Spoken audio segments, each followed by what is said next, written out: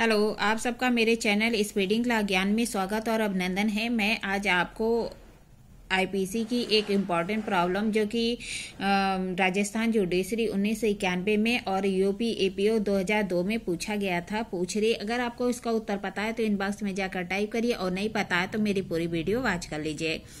का एक शिशु खा को या के भोजन में विष डालने के लिए उकसाता है।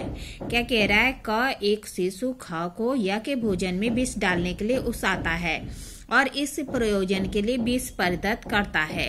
शिशु खा उकसाहट के परिणाम स्वरूप भूल से माँ के भोजन में जो कि या के पास रखा था विष मिला देता है, जिससे कि माँ विष से मर जाता है। क्या का और ख ने कोई अपराध किया? यदि हाँ तो कौन सा?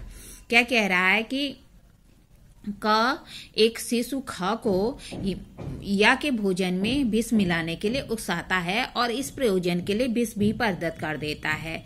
जो शिशु ख है वह उकसाहट के परिणाम स्वरूप भूल से माँ के भोजन में जो कि या के पास रखा था भोजन में विष मिला देता है। माँ उस भोजन को खाता है और मर जाता है। यहाँ पे क और ख ने कोई अपराध किया है? यदि हाँ तो कौन सा? आइए देखिए प्रॉब्लम का सॉल्यूशन। क्या कह रहा है? प्रस्तुत समस्या जो आईपीसी की धारा 111 है कि दृष्टांत क पर आधारित है। 111 इस सिद्धांत पर आधारित है कि व्यक्तियों के कार्यों का स्वाभाविक प्रतिफल ही उसका आशय है।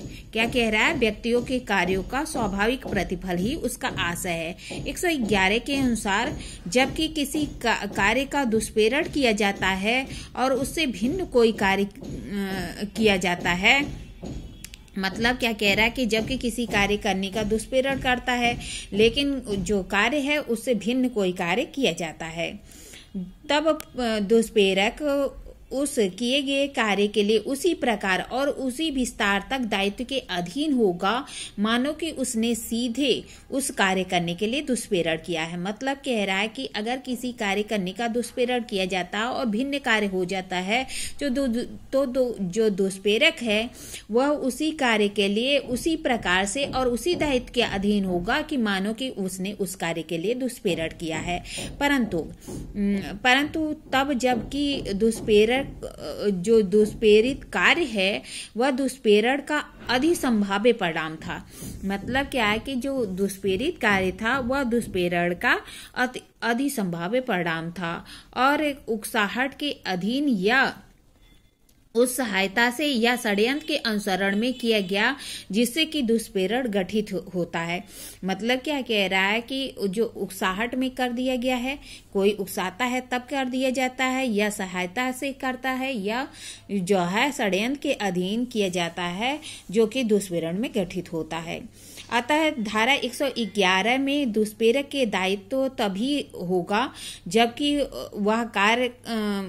जिस कार्य करने का दुष्प्रेरण किया गया था दुष्प्रेरित कार्य से व्यक्ति भिन्न कार्य करने का दुष्प्रेरण दे। मतलब क्या कह रहा है कि दुष्प्रेरण का दायित्व 111 में तभी होगा जबकि वह कार्य जिसका दुष्प्रेरण करता है और दुष्प्रेरित कार्य भिन्न कार्य होता है, परंतु भिन्न कार्य उस दुष्प्रेरण का स्वाभाविक परिणाम हो और यह आवश्यक नहीं है कि दुष्प्रेरण उस भिन्न परिणाम के बारे में जानता हो।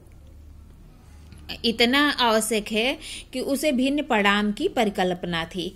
मतलब क्या कह रहा है कि यह 111 में दुष्प्रेरण का दायित्व तभी होगा जबकि वह जिस कार्य के लिए दुष्प्रेरण करता है उससे भिन्न कोई कार्य हो जाता है और वह दुष्प्रेरण का स्वाभाविक परिणाम होता है, परंतु यह आवश्यक नहीं है कि दुष्प्रेरण उस भिन्न कार्य के परिणाम को जानता हो। बस इतना ही काफी है कि उसे परिकल्पना रही थी। प्रस्तुत समस्या में ख शिशु को या के भोजन में विष मिलाने के लिए उत्प्रेरित करता है। ख उकसाहट के परिणाम स्वरूप भूल से माँ के भोजन में जो कि या के पास रखा था विष मिला देता है जिससे कि माँ की मृत्यु हो जाती है। यहाँ पर जो शिशु खा है वह का की आवश्यक परिकल्पना हो सकती है कि ख शिशु है और विष किसी अन्य व्यक्ति के भोजन में भी मिला सकता है, क्योंकि खा के उकसाहट के परिणाम स्वरूप माँ के भोजन में विष मिला देता है और यह भोजन जो कि यह के भोजन के पास ही रखा था, तो इससे विष के परिणाम स्वरूप उसकी मृत्यु हो जाती है, माँ की मृत्यु हो जाती है और यह भी उस भोजन को खाता तो उसकी मृत्यु हो जाती। यहाँ पे यह कहा जा सकता है कि माँ की मृत्यु क के दुष्प्रेरण का अधिसंभाव्य परिणाम थी। मतलब क्या कह रहा है कि अगर जो का ने ख को विष में या के भोजन के में विष मिलाने के लिए कहा था और यह जो खा है वह बच्चा है जिसके समझ की परिपक्वता इतनी नहीं है, उसने गलती से जो कि माँ का भोजन जो कि यह के भोजन के पास ही रखा था उसमें मिला दिया, जिससे कि उसकी मृत्यु हो गई। यहाँ पे यदि यह भी उस भोजन को खाता तो उसकी मृत्यु हो जाती। अतः प्रस्तुत समस्या में का उसी प्रकार और उसी विस्तार के दायित्व के अधीन है कि मानव के शिशु को माँ के ही भोजन में विष मिलाने के लिए उकसाया था, अर्थात यहाँ पे माँ के हत्या के दुष्प्रेरण के लिए दोषी होगा, क्योंकि हत्या के दुष्प्रेरण के लिए अलग दंड की अवस्था नहीं है, इसलिए वह 302 के तहत अपराध के लिए दायी होगा।